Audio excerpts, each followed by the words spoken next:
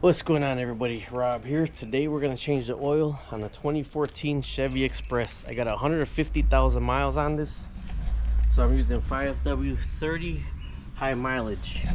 Valvoline 5W30 high mileage. And if you're using a Fram Tough Guard, and we had a Fram TG 160, Fram TG 160. Now you're gonna have to lift. I probably could lay under here to tell you the truth, but the oil filter's on one side. See, there's the oil filter right there. There's the oil filter on one side, and then on the other side of the van, the passenger side of the van is the nut, and this side of the van is the oil filter right there. So gotta take the nut off first, so I'm probably gonna jack it up. I probably could about scratch myself if I go ahead and try it, but also since I'm on this side right here, what I'm going to do is take this out. Last thing, two things. One, you want to make sure you got the right filter in here, because last time I did this, it was somebody switched out the filter inside of it. Two, you want to put it right next to the other filter, and right next to the other filter. Make sure it's the same size. Make sure it's the same height, the same size, and everything. So this is good to go. I know this is the right filter. I checked the manual anyway, so when you change the oil filter, this is one seal that you want to make sure the other seal comes off, and that you don't put a double seal on. The actual dealer put a double seal on one time, and they wouldn't admit they did wrong. It took me 3 times, about 3 hours for them to fix it. So let me take that nut out, jack up the van, take the nut off. Every time I jack up a van or jack anything up, I get it on the frame of the vehicle. So let me get something to get on the frame of the vehicle. Okay, both back tires are blocked off.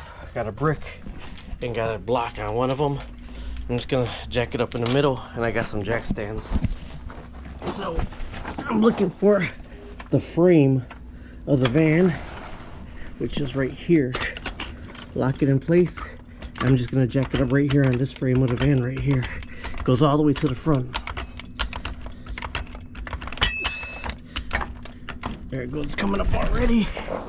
I hate not having room, so I just gotta make sure I got room to get underneath it.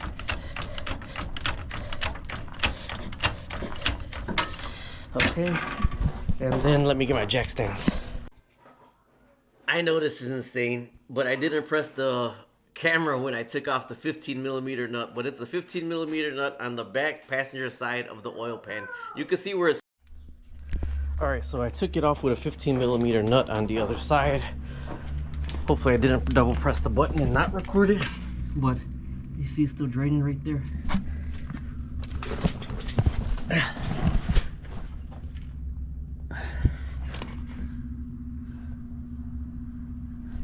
I know I'm like miles past it, but they're gonna push this to the other side.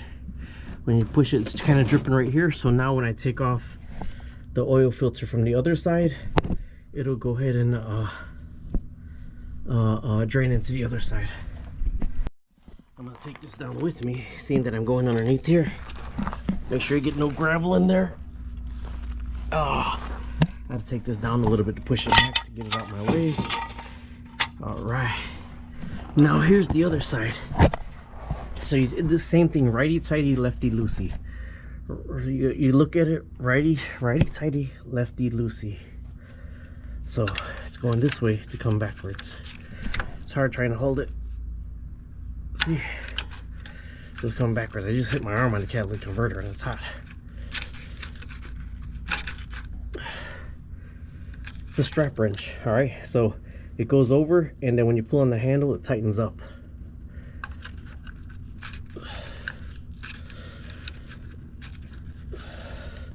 I just keep looking because that sure does look red to me, right? But I know it's not red. It can't be red. I'm gonna go get some gloves to put on now because everything's coming out of there. So I didn't grab a glove after all, and I took it off with my hands. That's it right there. It's all filthy. So I do got to get something to wipe my hands.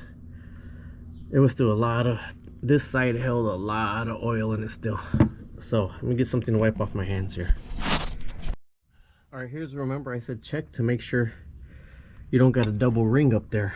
So you got to make sure this one still has this ring on it, because sometimes that gasket will get stuck up here, and when the gasket gets stuck up there, it creates a leak.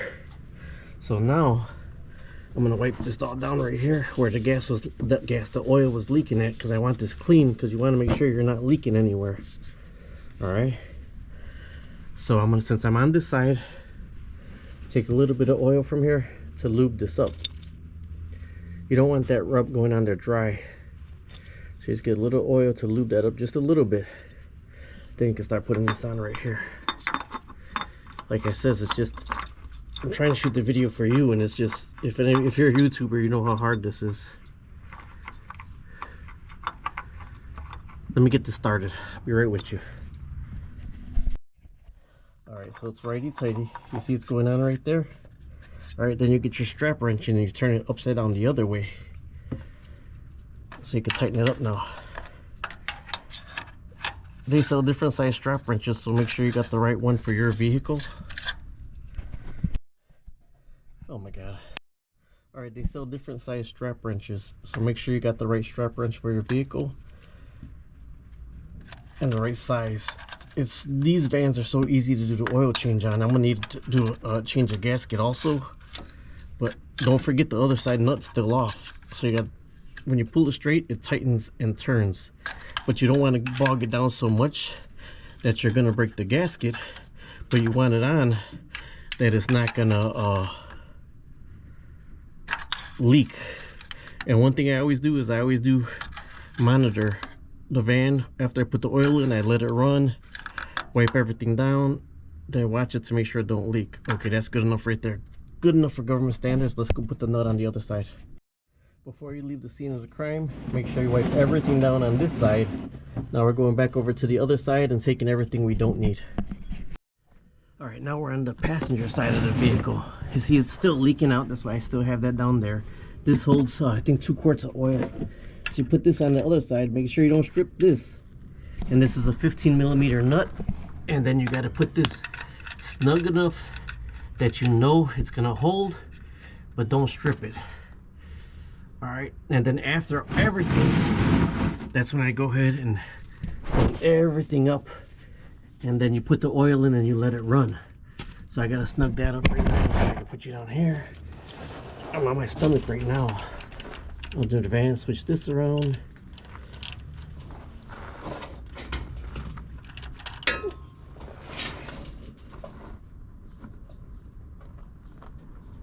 Okay, one more.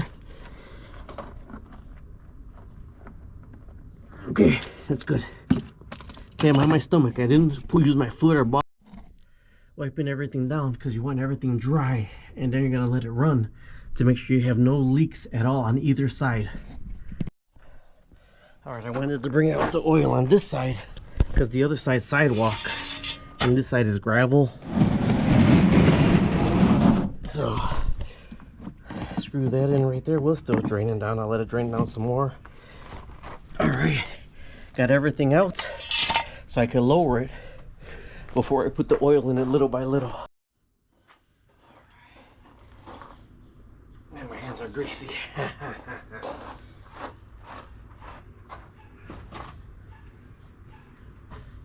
My other jack is smoother than this jack, but this jack is higher right off the bat. So you're not just gonna pour all 5 quarts in at once. You're gonna put like 3/4 of that thing in, and then start checking the oil little by little to make sure you don't put too much oil in.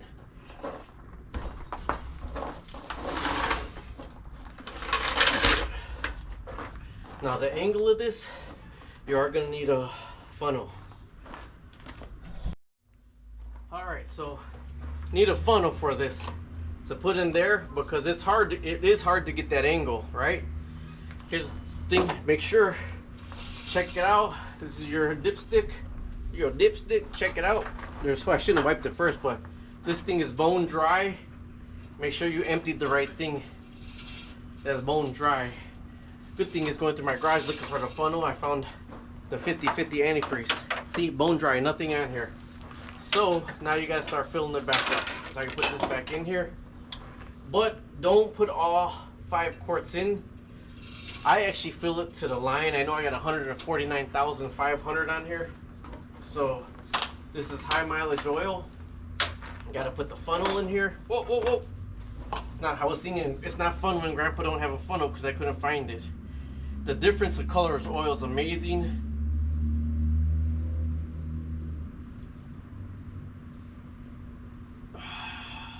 Now there shouldn't be any leaks, although you do have to run your engine before you move it. Make sure it seems topped off right here.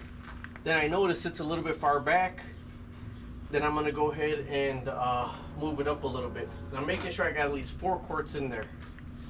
And then after I got 4 quarts in there, then I'll start checking it. All right. We got your dipstick level. Let's see if I can get you on the light here. See, if you flip it around both sides, and one side right there has them little X's. I like mine's at the top of the X's. Dealership leaves you about right here. I know I burn a little, so I run it at the top. See, 5 quarts. 3/4 of the way to the top. Perfect. I mean, that's perfect right there on the spot. I'm going to put it to where I want it, and then I'm going to show you running it. I got like about 5 1/8 quart in there. That's almost fully empty. This is what I carry in my side door just because I know I burn some oil. So about every 2 to 3 weeks I check it. Since I'm up here and I did all that, I clean out my little bay here. Make sure I don't got nothing spilled, because you don't want nothing leaking through here and then you think you got a leak on the bottom. Don't hit any wires. Just dress it up a little bit. Check your coolant. Your coolant is right here. That should be where it's cold. And I actually put a dab will do you just a little bit in there. I thought I was leaking more, but it's a good time to clean out your bay a little bit while you're here. And then we're gonna run the engine. Look at that. Looks like it's right off the line, brand spanking new. All right, there's your air filter. You can see your air filter right there. So now you can lay underneath there. I know you don't want to lay down again. Before you start it, lay underneath there. Make sure you have no drips.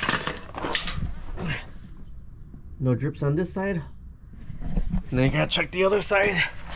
As long as you got no drips over there, and your oil's where it should be, your coolant's where it should be, you could turn it on. Here's that right there still. I still have it draining. All right. Nothing dripping off of the filter. Nothing dripping down the side of the filter. You could turn the fan on now. And then you're gonna let it run. You're gonna let it run, because if it's gonna leak, you want it to leak on you here and not when you're on the road.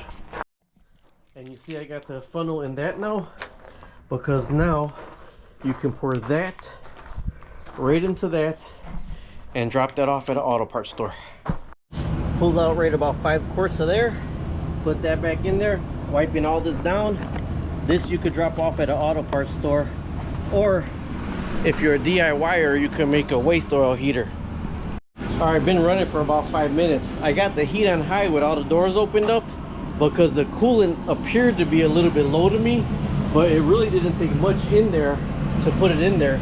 So to check your coolant, put all your heaters on high and let it run to see if this gets sucked out of here, if it's dripping or whatever. When you're running it hot, it puts pressure in your system. But now, since it's been running long enough, you go up back underneath it and you just check it on both sides. Nothing dripping from the oil filter right there. And then you gotta check the other side to see if anything is dripping from the 15mm bolt. And if you don't got nothing dripping from either one of them, you're good to go. Now here's the thing when you're a DIYer, that nut right there, that 15mm nut, you gotta make sure it's on good. You really have to make sure it's on good, because when the engine's running, that'll vibrate. And one shop, they didn't admit to it, because I got to work and I got out of work and there was oil all over the place. That damn thing rattled loose, but it didn't come all the way out, but I had oil all over at my job. So I had to fill it up with oil, jack it up, get under and tighten it up. So I have a hard trust with people doing dealers like that or whatever, because they didn't, if they would have admitted to it, they were the last ones that did my oil change the day before. I didn't get under to loosen it up. I'm not trying to get over, but done. You're done. Clean out your engine bay as best you can. Don't hit any wires.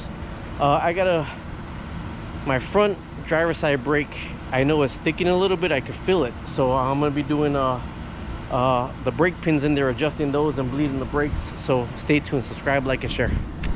One more thing. Well, let's start out with this. What's going on, everybody? Rob here, aka Trev 2323, doing an oil change on a 2014 Chevy Express 1500. When you're doing your oil change, don't forget, I'm gonna tell you now, I got it running because I'm checking the coolant. That sticker right there from the dealership tells you when your next one's gonna be your oil change. You get it posted and you write down your 5,000 miles, 3,000 miles, 7,000 miles, whatever you want to write down on there. So I'm doing it at 5,000 miles. So I'm gonna write down the 5,000 miles. I'm gonna stick a post-it right up there. See, if you don't believe me, that's my next oil change. I put it right there in the corner. And I know that this is mine, not this right here.